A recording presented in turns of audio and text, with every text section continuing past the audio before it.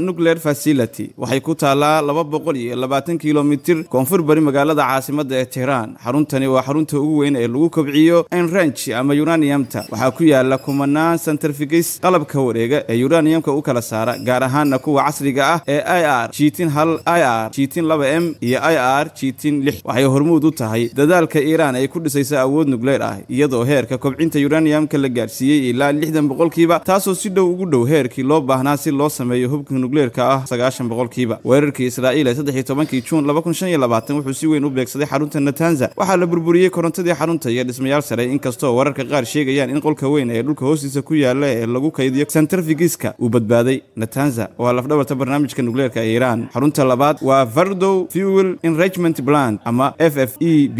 Xaruntani waxay ku taalaa buuraha Alborz agtooda 100 kilomitir koonfur galbeed uga beegan magaalada caasimadda ee Tehran, meel u dhow magaalada Qom. Waa xarun qarsoodi ah oo